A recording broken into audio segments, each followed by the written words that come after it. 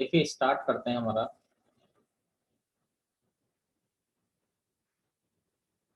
सबसे पहले आता है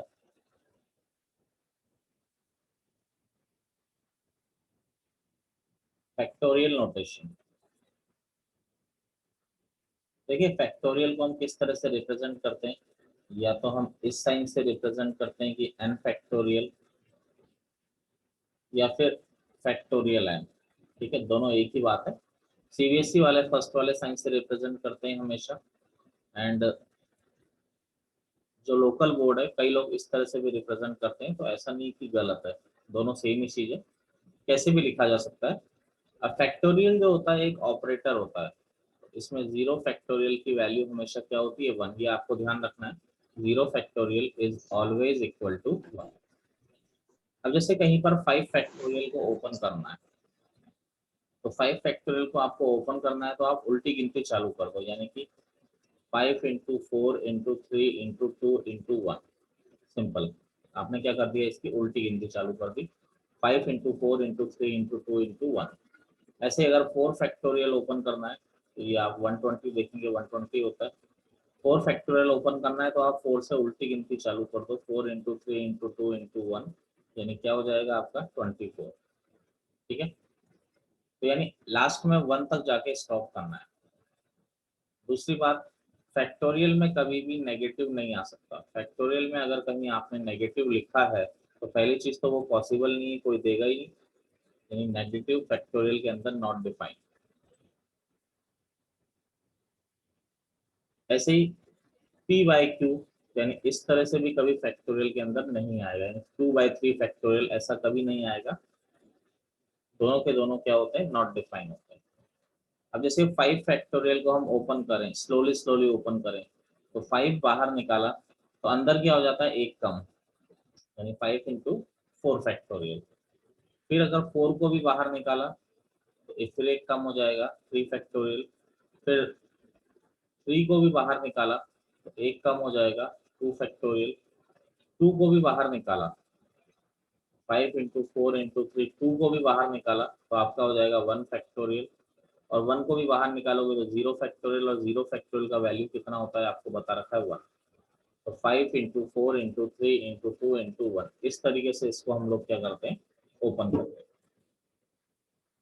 ऐसे ही अगर मान लीजिए n फैक्टोरियल है, तो n फैक्टोरियल को कैसे ओपन करोगे, n, फिर एक कम n-1, फिर एक कम n-2, फिर एक कम n-3, dash dash dash dash, कहाँ तक जाएगा आपका 3 2 1। इस तरीके से आपका ओपन रहेगा। ठीक है, n into n-1 into n-2 into n-3, इस तरीके से आपका चलता रहेगा। अब एक ऑपरेटर आपको आना चाहिए, एक ऑपरेटर आना चाहिए, मतलब कौन सा ऑपरेटर आना चाहिए, एनसीआर आपको सॉल्व करना आना चाहिए। वैसे तो बाकी बच्चों ने तो पिछले चैप्टर में देख ही लिया था। एनसीआर क्या होता है, n factorial upon n minus r factorial into r factorial. N C r का फॉर्मूला ये होता है। ठीक है, बाइनोमियल थ्योरम में पढ़ाया भी गया था, तो इतना बड़ा फॉर्मूला नहीं है, जिसने नहीं पढ़ा वो यहाँ पर भी देख सकता है। एनसीआर होता है n factorial upon n minus r factorial into r factorial. जैसे कहीं पर लिखा हुआ है 5c3, इसको अगर ओपन करते हैं क्या हो जाएगा, n हो गया 5, r हो गया 3, तो 5 factorial upon 5 - 3 factorial into 3 factorial.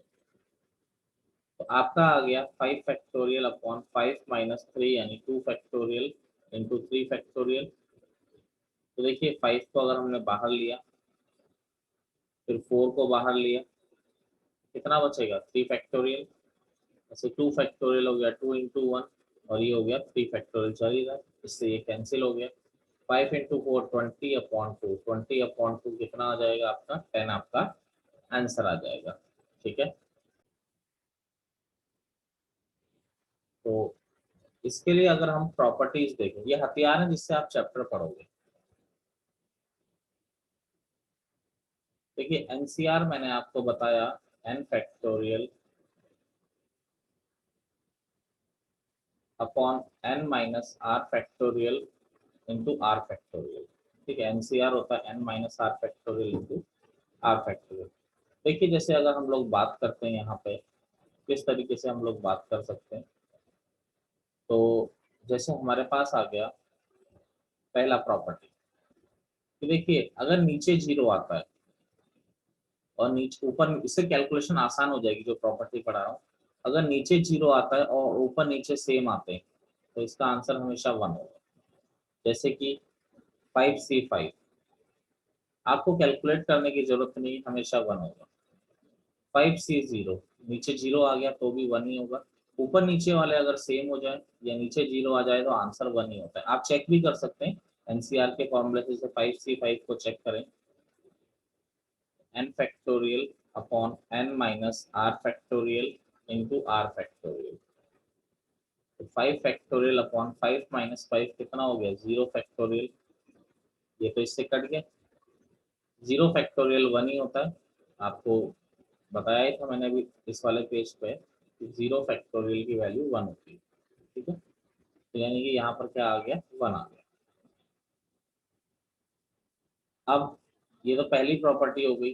दूसरी प्रॉपर्टी क्या होती है कि NC1 नीचे वन आ जाए, नीचे क्या आ जाए, वन आ जाए, या ऊपर नीचे वाले में वन का डिफरेंस आ जाए, यानी ऊपर 5 हो जैसे नीचे 4 हो, तो वैल्यू हमेशा ऊपर वाला होती है। ऊपर n है ना, तो इसका आंसर क्या होगा, n। जैसे कहीं पर लिखा हुआ है 10C1, तो आपको चेक करने की जरूरत नहीं है। 10C1 नीचे वन है तो आंसर 10 ही होगा।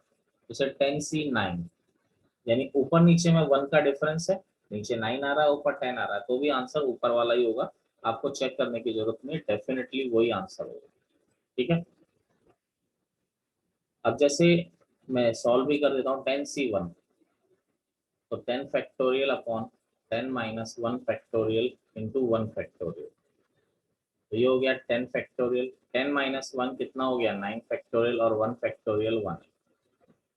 तो 10 को बाहर निकाल लिया, तो 10 इंटू 9 फैक्टोरियल, ये कट गया, तो आपका आंसर 10 ही आ रहा है। ये मैंने आपको देखते ही बता दिया। जैसे कहीं लिखा हुआ है 100C1, 100 है, बिना टेंशन के लिखो। 100C99, ऊपर नीचे में वन का डिफरेंस है, तो भी आंसर क्या आएगा, 100 ही आएगा। ठीक है, तीसरा जो है एनसीआर किसके बराबर होता है, तीसरा एक इंपॉर्टेंट, एनसीआर आपका एनसीएन माइनस आर के बराबर है। यानी कि कहीं पे लिखा हुआ है अगर 10C3 एंड 10 है R3, इसको आप किसके बराबर लिख सकते हैं, n माइनस आर, यानी 10 माइनस 3 के बराबर, यानी 10C7। कई बार हमारा आंसर 10C3 आ रहा होता है लेकिन ऑप्शन में 10C7 होता है, तो हम कंफ्यूज हो जाते हैं कि आंसर तो हमारा आया नहीं और हमने सही भी किया है। तो ये ट्रिक होती है कि 10C3 और 10C7 एक्चुअली दोनों की वैल्यू सेम ही होती है, कोई डिफरेंस नहीं होती। जैसे 100C90 है, इसको आप 100C 100 माइनस 90 भी लिख सकते हैं, यानी इसका आंसर 100C10 भी करेक्ट है। दोनों सेम ही, आप फॉर्मूले से खोलोगे दोनों की वैल्यू सेम ही आती, कोई डिफरेंस नहीं आता। देखिए हमारा टॉपिक क्या है अब,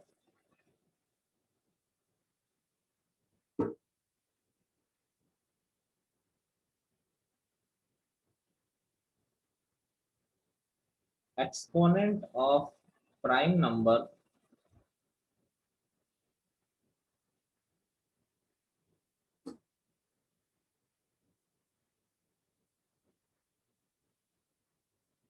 exponent of prime number in factorial, exponent of prime number in factorial notation. कि जो फैक्टोरियल आप ओपन करते हैं, जैसे जो फैक्टोरियल हमने ओपन करना देखा है यहाँ पर, इसमें प्राइम नंबर का पावर कितना हो सकता है। जैसे देखिए मैं जस्ट आपको ऐसे ही ओपन करके दिखा रहा हूँ। 5 फैक्टोरियल है, हम जानते हैं 5 इंटू 4 इंटू 3 इंटू 2 इंटू 1 का तो कोई इंपॉर्टेंस नहीं। तो देखो 5 इंटू ये 2 का स्क्वायर इंटू 3 इंटू 2, तो यहाँ पर 2 का स्क्वायर इंटू 2, 2 का क्यूब हो गया, इंटू 3 की पावर 1 हो गया, इंटू 5 की पावर 1। तो अगर हमसे कोई बोलता है कि 5 फैक्टोरियल में 2 का एक्सपोनेंट कितना होता है, तो 2 की पावर कितनी होती है, 3 होती है। 5 फैक्टोरियल में 3 यस। का एक्सपोनेंट कितना होता है, 1। 5 फैक्टोरियल में 5 का एक्सपोनेंट कितना होता है, 1। जैसे कोई बोलता है 6 फैक्टोरियल, तो इसमें आप प्राइम नंबर का एक्सपोनेंट बताइए। तो देखिए 6 फैक्टोरियल को अगर हम देखें तो 6 into 5 into 4 into 3 into 2 into 1, तो 1 का तो कोई वो नहीं है। ये 6 क्या होता है 2 इंटू 3 इंटू 5, 4 क्या होता है 2 का स्क्वायर इंटू 3 इंटू 2। तो देखिए 2 का एक्सपोनेंट कितना आ रहा है 4, 2 की पावर 4 हो गई। 4 और 3 का एक्सपोनेंट कितना आ रहा है 3 का स्क्वायर इंटू 5 की पावर 1, ये आ रहा है।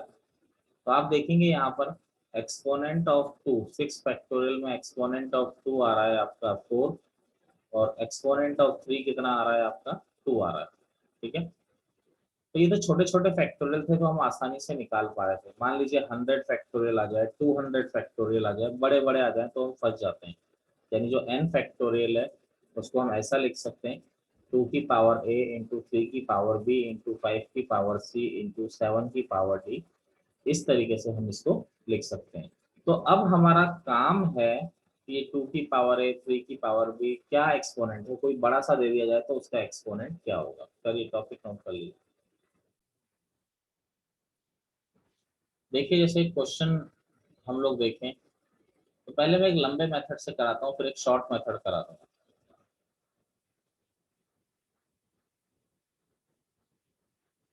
Find the exponent of 2 and 3 in 100 factorial. Find the exponent of 2 and 3 in 100 factorial. अब 2 और 3 का एक्सपोनेंट निकालना है 100 फैक्टोरियल में। वो तो हम लोग जानते हैं कि 100 फैक्टोरियल कैसे होगा, 2 की पावर a इंटू 3 की पावर b इंटू 5 की पावर c, इस तरह से चलेगा। लेकिन अब बेटा बड़ा लंबा होता है 100 फैक्टोरियल। 100 फैक्टोरियल क्या होता है, सिंपल अगर मैं इसको खोलूं तो कैसे होगा 2 इंटू 3 इंटू 4 इंटू 5 कहाँ तक जाएगा 98 इंटू 99 इंटू 100, ऐसा ही चलेगा ना 100 फैक्टोरियल। अब इसमें Yes. 2 का एक्सपोनेंट बता पाना बड़ा मुश्किल हो जाता है। ठीक है, तो पहले तो मैं आपको एक्चुअल प्रोसेस बता रहा हूँ कि एक्चुअल प्रोसेस क्या है, उसके बाद मैं आपको एक ही स्टेप में आंसर निकालना सिखा दूंगा। ठीक है, और आंसर वो करेक्ट ही आएगा। तो देखिए 2 का एक्सपोनेंट देने वाले, भाई 2 का एक्सपोनेंट निकाल रहा हूँ सबसे पहले मैं, यानी सबसे पहले हम जो फाइंड आउट करना चाह रहे हैं वो एक्सपोनेंट ऑफ 2 फाइंड आउट करना चाह रहे हैं। तो देखिए 100 फैक्टोरियल है 2 into 3 into 4 into 5 98 into 99 into 100, यही होता है। तो देखिए 2 कौन कौन दे सकता है, सबसे पहले तो 2 देने वालों की पहचान करिए। 2 कौन दे सकता है बेटा, 2 तो केवल इवन नंबर ही दे सकता है, Even number. ऑड नंबर तो कभी 2 देगा ही नहीं ना आपको। ठीक है, Yes, sir. जो देने वाले हैं हमारे काम के हैं उनको अलग कर लो, जैसे क्या काम के कौन से हैं, इवन नंबर जितने भी हैं। ठीक है, तो 2 इंटू 4 इंटू 6 इंटू 100। बेटा बाकी क्या बचे, देखो बाकी बच रहा है 1 इंटू 3 इंटू 5 इंटू 7। तो इन लोगों से तो आप 2 की उम्मीद कर ही नहीं सकते कभी कि ये 2 छोड़ेंगे, ये तो मतलब ही नहीं होता कभी 2 छोड़ देंगे। तो आपको 2 छोड़ने वाले जो हैं केवल आपके 2 छोड़ने वाले आपके इवन नंबर है 2 4 6 अप टू 100। अब बेटा देखो, अब इन सब में से 2 2 तोड़ लिया, ये एक 2 देगा, ये भी एक 2 देगा, ये भी एक 2 देगा, ये भी एक 2 देगा, सब एक एक 2 देंगे। तो ये कितने नंबर है 2 4 6 8 अप टू 100, कितने नंबर है 50 नंबर है। अरे 50 नंबर है या नहीं है। Yes. ठीक है, Yes, sir.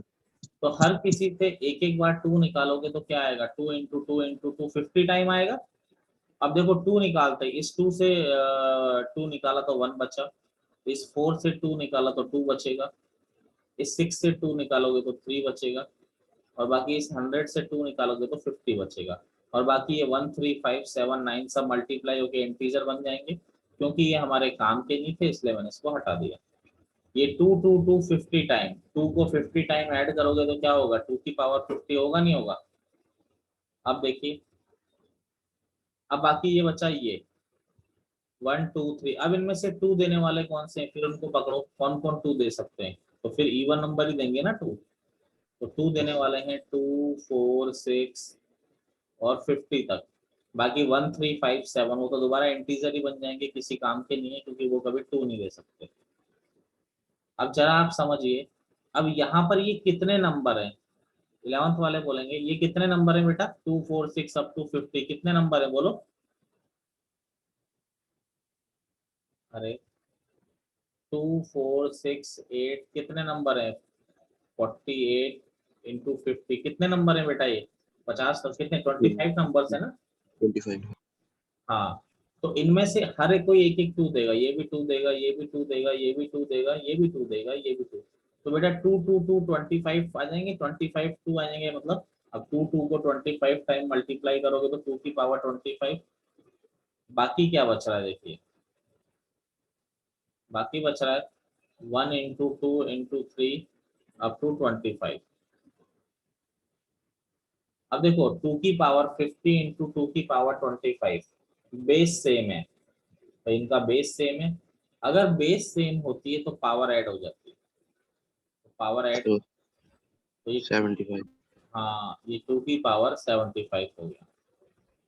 अब बेटा 1 2 3 अप टू 25, इनमें से 2 देने वाले फिर निकाल लो अलग, कौन कौन से हैं, 2 4 6 8 24 तक, बाकी और नंबर बचेंगे तो वो तो मल्टीप्लाई होके फिर इंटीजर ही बन जाएंगे ना, उसकी तो हमें जरूरत ही नहीं है। अब देखिए और देखते हैं हम लोग इसमें, और कहानी हम स्टार्ट करते हैं इसमें। तो बेटा देखिए ये 2 की पावर 75, फिर 2 देने वालों 2 की कितने नंबर है, 12 नंबर है, 12।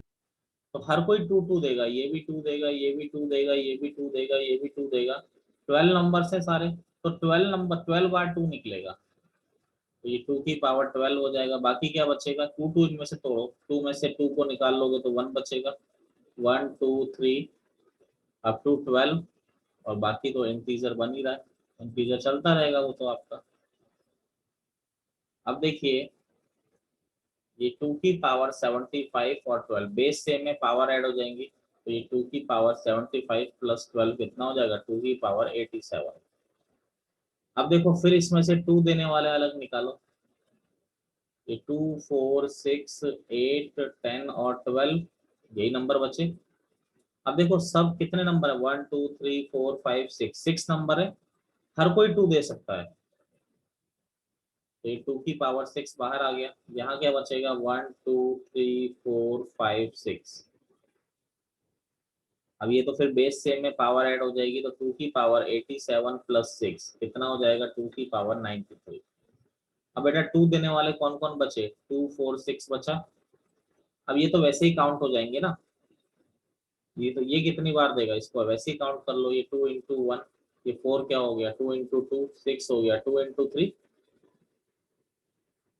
तो आप जरा ध्यान दीजिए, 1 2 3 4 4 बार 2 मिलेगा, तो 2 की पावर 93 इंटू 2 की पावर 4 इंटू आई, तो ओवरऑल 2 की पावर कितना मिल गया, 97।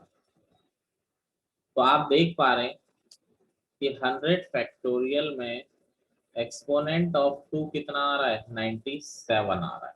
ये तो एक लंबा सा मेथड मैंने आपको बता दिया, एक इजी मेथड अभी बताते हैं।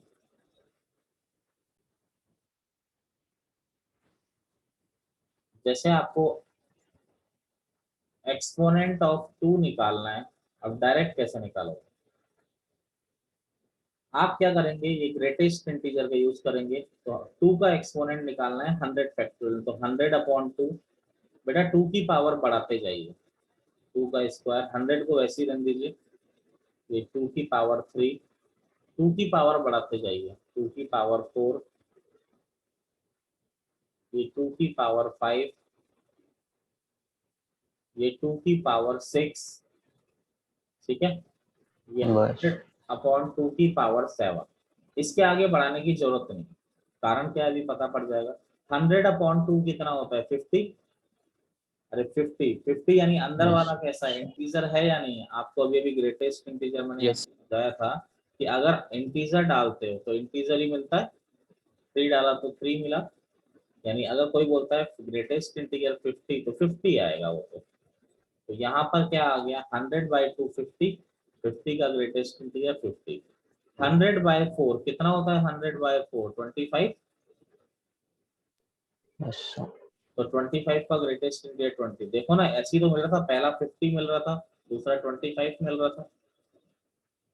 फिर यहाँ पे 100/8, देखिए 100 डिवाइडेड बाय 8 कितना होता है, ये होता है 12.5 बेटा, ये होता है 12.5।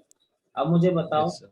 12.5 का ग्रेटेस्ट इंटीजर 12. 12.5 किन दो के बीच में आता है, 12 और 13 के बीच में।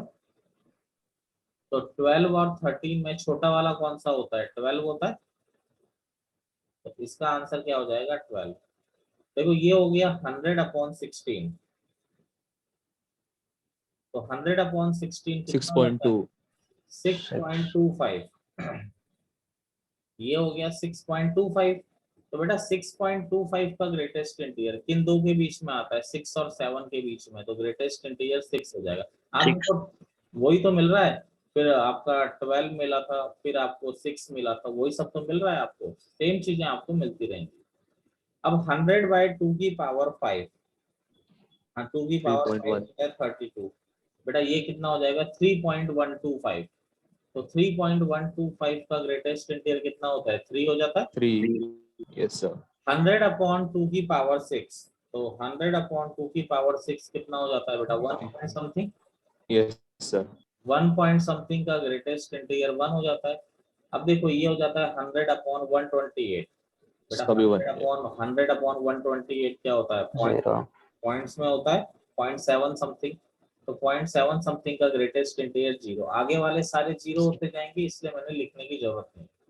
तो इन सबको ऐड करोगे तो आपका क्या आ जाएगा, 97 ही आ जाता है। अब जैसे अगर हमें कोई बोलता है एक्सपोनेंट ऑफ 3 इन 100 फैक्टोरियल, तो आप 3 से डिवाइड करिए, ग्रेटेस्ट इंटीजर 100/3, 100/3 का स्क्वायर, ये हो गया 100/3 की पावर 4, ये हो गया 100/3 की पावर 5, इसके आगे जरूरत नहीं है। 100/3 कितना होता है बेटा, 100/3 बोलो, 33.3। 33। तो Yes, sir. 33 पॉइंट का ग्रेटेस्ट इंटीजर, अरे नए बच्चों समझ में आ रहा है तुमको, 11th वाले, ठीक है।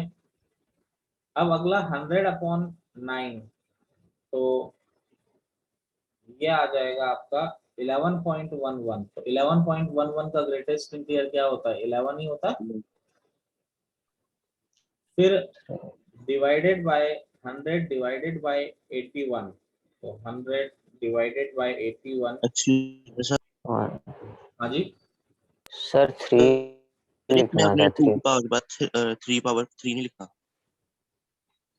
ओ एक मिनट, 3/3 नहीं लिखा है ना बीच में, हाँ ये 3/3, ये 3/4।